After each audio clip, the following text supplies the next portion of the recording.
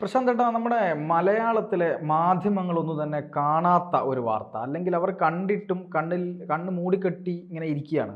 കാണാത്തൊരു വാർത്തയാണ്. ഉത്തർപ്രദേശിൽ നിന്നാണ് വാർത്ത വന്നത്. ഉത്തർപ്രദേശിലെ ഒരു ഹിന്ദു പെൺകുട്ടിയുമായി ബന്ധപ്പെട്ട് ഒരു പയ്യൻ ആ പെൺകുട്ടിയെ പ്രണയിച്ച് വിവാഹം കഴിക്കുന്നു. ഒരു മുസ്ലിം പയ്യനാണ്. അങ്ങനെ വിവാഹം കഴിച്ചതിന് ശേഷം നടന്ന സംഭവങ്ങൾ ഞെട്ടിക്കുന്നതാണ്. ക്രൂരമായ പീഡനത്തിനിരയാക്കുന്നു, മറ്റുള്ളവർക്ക് കാഴ്ചവെക്കുന്നു. അവസാനം ആ പെൺകുട്ടി മണ്ണെണ്ണയൊഴിച്ച് തീ കൊളുത്തി മരിക്കുന്നു. എത്രമാത്രം ക്രൂരമാണ് ഈ സംഭവം. അതെ, ഉത്തർപ്രദേശിൽ ഒരു ഒരു പട്ടി ചത്താൽ അതിനെ നിരന്തരമായി വാർത്തയാക്കുന്ന മാധ്യമങ്ങളാണ് യോഗി ഭരണകൂടത്തിനെതിരെയൊക്കെ പറയുന്നത്. ഇവിടെ എന്താ ആരും ഒന്നും മിണ്ടാത്തത്? അവർ മിണ്ടാത്തതിൻ്റെ കാരണം അവരോട് ചോദിക്കുകയേ നിവൃത്തിയുള്ളൂ. പക്ഷേ ഈ ദാരുണമായ സംഭവം വളരെ ദുഃഖിപ്പിക്കുന്നതാണ്. ഇത് ഉത്തർപ്രദേശിലെ ഗാസിയാബാദിലെ കവിനഗർ എന്ന് പറയുന്ന പ്രദേശത്താണ് ഈ സംഭവം നടന്നിരിക്കുന്നത്. കവിനഗർ, ഇത് കുറച്ച് വർഷങ്ങൾക്ക് മുമ്പ് അവിടെ ഉള്ളൊരു പെൺകുട്ടി വലിയ സ്വത്തുകാരിയാണ്, നല്ല സാമ്പത്തികമുള്ളൊരു കുടുംബത്തിലെയാണ്. ഈ പെൺകുട്ടിയുടെ അച്ഛൻ ക്യാൻസർ രോഗബാധിതനാണ്. വേറെ അധികം ബന്ധുക്കളെക്കുറിച്ചൊന്നും വിവരങ്ങൾ പറയുന്നില്ല. ഈ പെൺകുട്ടി ഒരു മുസ്ലിം യുവാവുമായിട്ട് പ്രേമത്തിലായി. അങ്ങനെ അയാളെ വിവാഹം ചെയ്തില്ല, എന്താണെന്ന് വ്യക്തമല്ല. എന്തായാലും അയാളുടെ കൂടെ കുറേ നാൾ താമസിച്ചു ഈ കുട്ടി. അപ്പോൾ ഇയാളുടെ പേര് ഫറസ് അദാർ എന്നാണ്. ഇയാളിപ്പോൾ അറസ്റ്റിലായിട്ടുണ്ട്. സംഭവം അവിടെ ഒരു വലിയ സംഘർഷത്തിലേക്ക് എത്തി നിൽക്കുകയാണ്.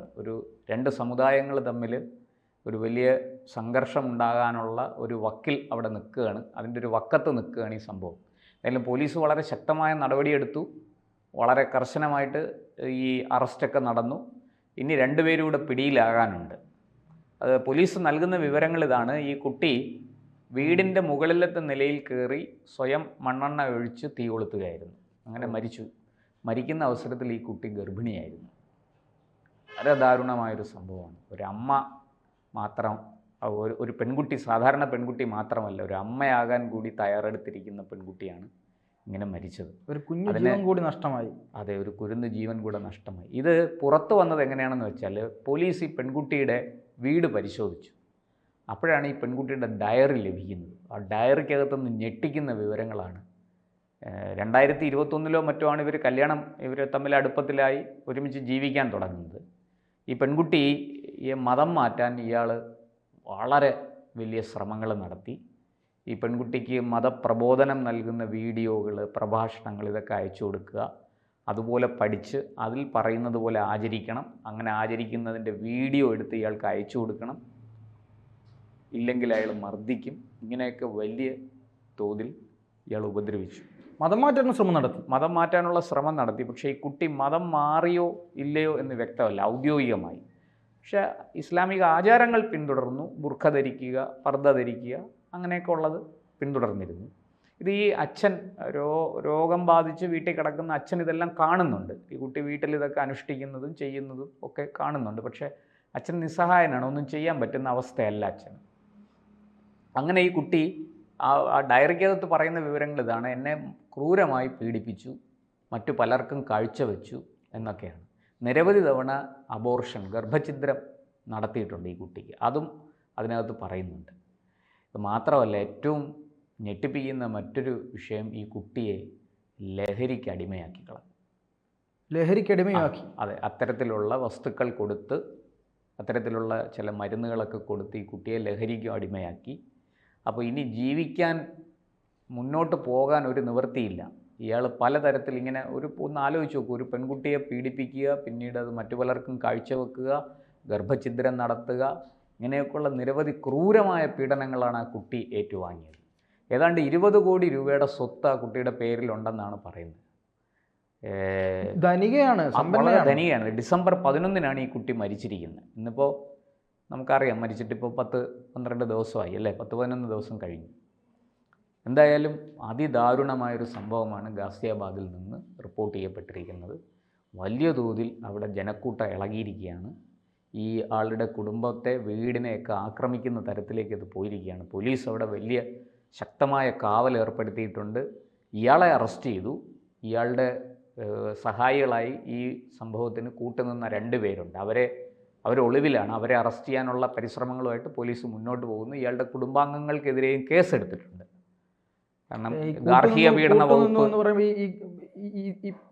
ഈ പീഡനത്തിൽ പങ്കെടുത്ത ആൾക്കാരാണോ? അത് വ്യക്തമല്ല, അത്രയും കൂടുതൽ വിവരങ്ങൾ വന്നിട്ടില്ല. എന്തായാലും ഈ പെൺകുട്ടിയുടെ ഡയറിയിൽ ആൾക്കാരുടെ പേരുകളും മറ്റു വിവരങ്ങളും ഒക്കെ പറഞ്ഞിട്ടുണ്ട്, ആരൊക്കെയാണ് ആ കുട്ടിയെ പീഡിപ്പിച്ചത് തുടങ്ങിയ വിവരങ്ങൾ. നോക്കൂ, ഇത് ഹത്രാസ്, കത്വ തുടങ്ങിയ ഒരുപാട് സംഭവങ്ങൾ വലിയ ചർച്ചയായതാണ് കേരളത്തിലും രാജ്യം മുഴുവനും. എന്തുകൊണ്ട് ഈ പെൺകുട്ടിയുടെ വിഷയം ചർച്ചയാകുന്നില്ല? എൻ്റെ ചോദ്യം അതാണ്. പാർത്ഥൻ ആദ്യം പറഞ്ഞതുപോലെ ഒരു വളരെ ചെറിയ ഒരു ഇല അനങ്ങിയാൽ കേരളത്തിൽ, UP-യിൽ ഒരു ഇല അനങ്ങിയാൽ അത് കേരളത്തിൽ വാർത്തയാകും.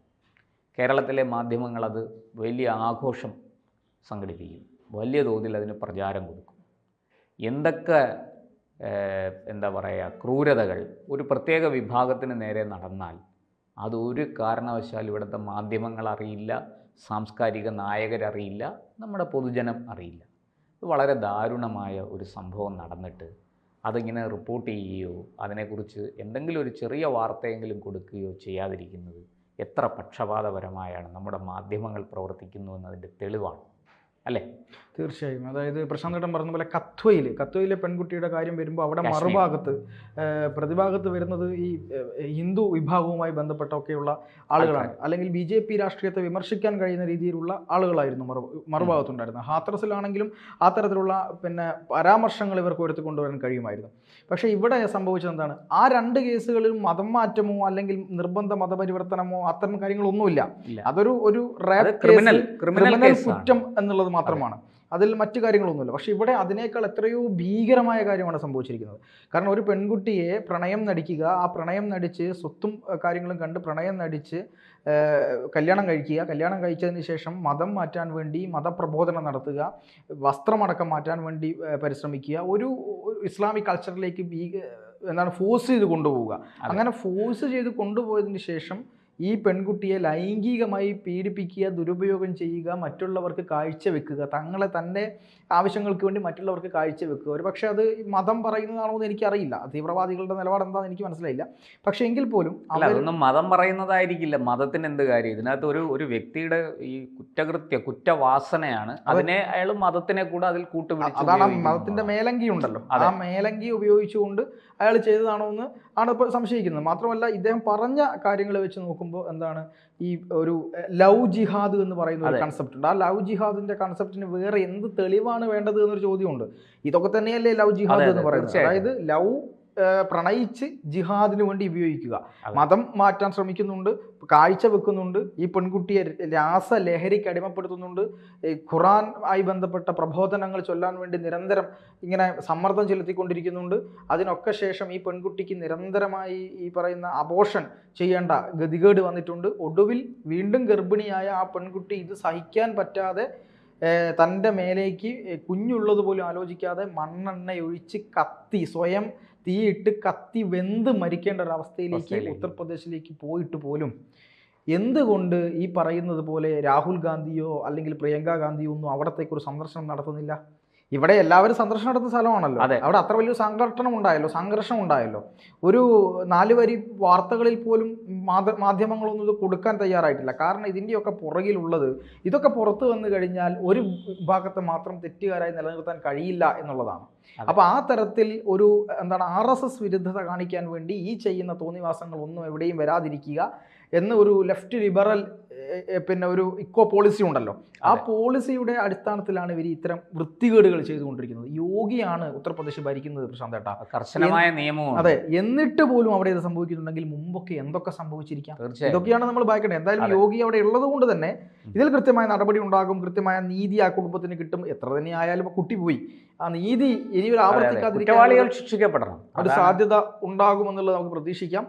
ഇതിലൊരു നടപടി എന്തായാലും ഉണ്ടാവില്ല അല്ലേ? തീർച്ചയായിട്ടും. ഇപ്പോൾ ഇയാൾ അറസ്റ്റിലായിട്ടുണ്ട്, ഇനി 2 പേർക്കെതിരെ പോലീസ് കാര്യമായിട്ട് അന്വേഷിക്കുന്നുണ്ട്, അവർ ഒളിവിലാണ്. അവരെ കൂടെ പിടികൂടിക്കഴിഞ്ഞാൽ ഈ കേസിൻ്റെ ബാക്കി കാര്യങ്ങളെല്ലാം വ്യക്തമാകും എന്നാണ് പോലീസ് പറയുന്നത്. എന്തായാലും ഈ വാർത്ത അവിടെ ഇവിടെയൊക്കെ ചെറിയ മാധ്യമങ്ങളിൽ, ഓൺലൈൻ മാധ്യമങ്ങളിലും ചില ഡിജിറ്റൽ പ്ലാറ്റ്ഫോമുകളിലും മാത്രമേ വന്നിട്ടുള്ളൂ. സംഭവം കൂടുതൽ ഇനി മുന്നോട്ട് പോകുന്തോറും കൂടുതൽ വിവരങ്ങൾ പുറത്തു വരുമെന്ന് നമുക്ക് കരുതാം. പക്ഷേ പ്രശാന്തേട്ടൻ പറഞ്ഞതുപോലെ ഇപ്പം പലപ്പോഴും സമൂഹത്തിൽ ഇന്ത്യയിലും കേരളത്തിലും ഒക്കെ ഏത് സ്ഥലത്തായാലും നടക്കുന്ന പ്രധാനപ്പെട്ട ചില കാര്യങ്ങൾ, ചില വാർത്തകൾ, സംഭവങ്ങളൊക്കെ പുറത്തു കൊണ്ടുവരുന്നതിൽ ഓൺലൈൻ മാധ്യമങ്ങൾ വലിയ പങ്ക് വഹിക്കും. കാരണം ഞാനിപ്പോൾ പറഞ്ഞതുപോലെ ഈ നവീൻ ബാബുവിൻ്റെ മരണമായിക്കോട്ടെ, മറ്റു പല സിദ്ധാർത്ഥൻ്റെ മരണമായിക്കോട്ടെ, ഇത്തരം കാര്യങ്ങളൊന്നും മെയിൻ മാധ്യമങ്ങൾ അവരുടെ ഒരു അജണ്ട വെച്ച് അവർ പറയുന്ന ചില കാര്യങ്ങൾ മാത്രമേ ചർച്ച ചെയ്യാറുണ്ടായിരുന്നുള്ളൂ. പക്ഷെ അതിനേക്ക് അപ്പുറത്തേക്ക് ഉള്ളറകളിലേക്ക് കടന്നുള്ള ചർച്ചകൾ നടക്കുന്നത് കൊണ്ട് സമൂഹത്തിന് ഏറെക്കുറെ കാര്യങ്ങൾ മനസ്സിലായി തുടങ്ങി എന്നുള്ളതാണ്. അതെ, എന്തായാലും നമുക്ക് കാത്തിരിക്കാം, കൂടുതൽ വിവരങ്ങൾ ലഭിക്കട്ടെ, അതിലേക്ക് കൂടുതൽ ചർച്ചകളുമായിട്ട് വരാം. തീർച്ചയായും.